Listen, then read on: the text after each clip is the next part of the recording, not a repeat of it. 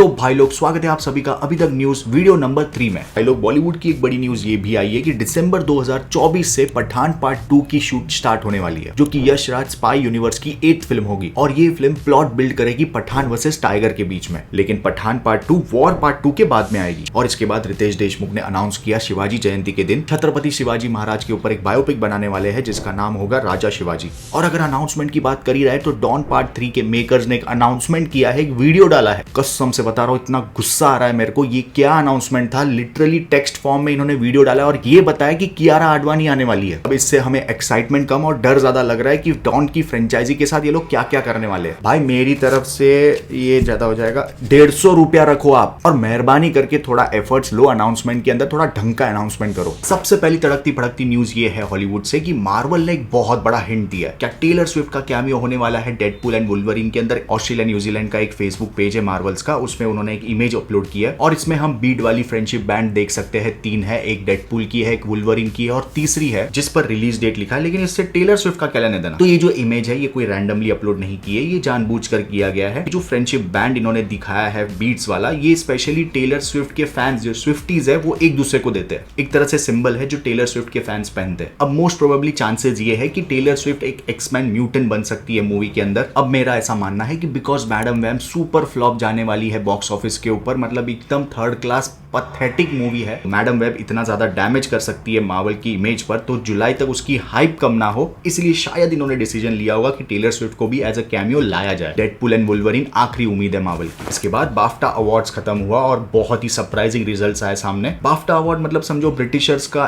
National award या फिर Oscars. वहां पर एनाटॉमी ऑफ फ्लावर को लेके बहुत ज्यादा एक्सपेक्टेशन कि ये व्हाइट वॉश करेगी, लेकिन ओपनहाइमर ने डोमिनेट किया और सरप्राइज किया पुअर थिंग्स ने, जिसने 5 अवार्ड्स जीते, जिसमें एमा stones best actress, best actor का अवार्ड मिला किलियन मर्फी फॉर ओपनहाइमर, तो बेस्ट डायरेक्टर का क्रिस्टोफर नोलन फॉर ओपनहाइमर। अब 10 मार्च को ऑस्कर आने वाला है, तो 3 मूवीज के बीच में लंबी रेस चलने वाली है, ओपनहाइमर, एनाटॉमी ऑफ फॉल और पुअर थिंग्स। जो भी हो, लेकिन क्रिस्टोफर नोलन ने बताया कि मुझको बहुत ही जल्द हॉरर मूवी बनानी है, क्योंकि हॉरर मूवी पूरी तरह डिपेंडेंट होती है सिनेमेटोग्राफी के ऊपर। मैं लिख के देता हूं ये बंदा उसमें भी टाइम ट्रैवल का एंगल घुसाएगा। टाइम ट्रैवल के अंदर बंदे ने मास्टर कर लिया। इसी के साथ क्रिस्टोफर नोलन ने न्यूयॉर्क टाइम्स के इंटरव्यू के अंदर मार्वल्स को सबसे बड़ा थैंक यू किया, क्योंकि नोलन का मानना है 2021 के कोविड के अंदर अगर स्पाइडरमैन नो वे होम नहीं आई होती थिएटर्स में, तो शायद पब्लिक मूवी सेलिब्रेट करने थिएटर में नहीं जाती। अगली न्यूज है ड्यून पार्ट 2 का वर्ल्ड प्रीमियर हुआ और पब्लिक पागल हो गई है लिटरली। इसके अर्ली रिव्यूज इतने अच्छे आ रहे हैं, पब्लिक डिमांड कर रही है कि तीसरा पार्ट आना चाहिए। लेकिन मुझे इन अर्ली रिव्यूज से काफी डर लगता है भाई। 1 मार्च को मूवी आएगी नेक्स्ट वीक, तब देखेंगे और रिव्यू करेंगे, और उसके लिए बस आपको चैनल का बेल आइकन दबा के रखना। अगली न्यूज है जोकर 2 के लिए टॉड फिलिप्स ने कुछ फोटोज रिवील किए। जोकर का सीक्वल शायद अब तक का सबसे most anticipated adult Hollywood movie है। और इसके बाद आखिरी हॉलीवुड की न्यूज है ग्लैडिएटर पार्ट 2 का शूट खत्म हो चुका है और इसके कुछ अर्ली फुटेजेस प्रोडक्शन हाउस के टीम को दिखाए गए। पैरामाउंट और यूनिवर्सल दोनों स्टूडियो मिलकर पैसा डाल रहे हैं इसमें। अब दोनों प्रोडक्शन हाउस को अर्ली फुटेजेस ग्लैडिएटर पार्ट 2 के इतने अच्छे लग गए कि इन्होंने पार्ट 3 के लिए बात करना शुरू कर दिया है। By the way gladiator part 2 के अंदर जो ओजी पार्ट 1 के एक्टर्स थे वो नहीं होने वाले हैं सिवाय कॉनी नेल्सन के, लेकिन कहानी उसी से कनेक्टेड है, वहीं से आगे कंटिन्यू होने वाली है। अब आते हैं इंडियन कंटेंट की कुछ तड़कती भड़कती न्यूज पर। शार्क टैंक सीजन 3 शुरू हो चुका है। आपने अमन गुप्ता और सिनेमन किचन का वो वायरल रोमांटिक वाला मीम तो देखा ही होगा, वो रील वायरल हुआ। वो न्यूज नहीं है, लेकिन उस रील की वजह से बंदी का धंधा 4 गुना बढ़ गया।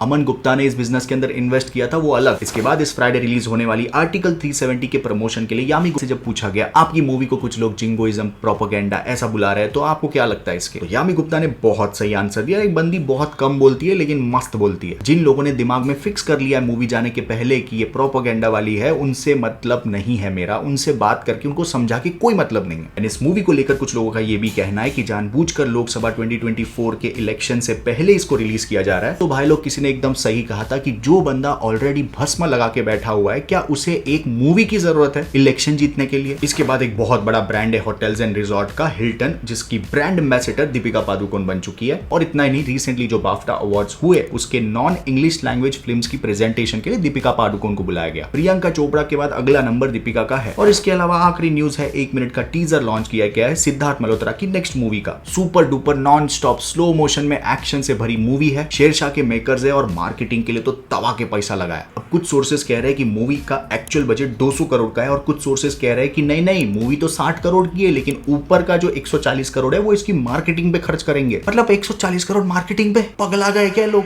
या फिर शायद हो भी सकता है क्योंकि आसमान से कूद कर ये लोग पोस्टर रिलीज कर रहे हैं। जो भी हो, लेकिन रिपोर्ट्स तो बड़ा चढ़ा के बोलते हैं, लेकिन सोर्सेस ने कहा है जितने की मूवी है उतना ही पैसा इन्होंने मार्केटिंग में लगाया है। 60 करोड़ की मूवी है तो 50 से 60 करोड़ मार्केटिंग, एडवर्टाइजिंग और प्रमोशंस में। 15 मार्च को मूवी रिलीज होगी, रिव्यू करेंगे तब पता चलेगा। उसके लिए सब्सक्राइब करके बेल आइकन दबा देना। आपको अभी तक न्यूज कैसा लग रहा है कमेंट में जरूर बताना। Thank you so much, love you, take care, bye bye.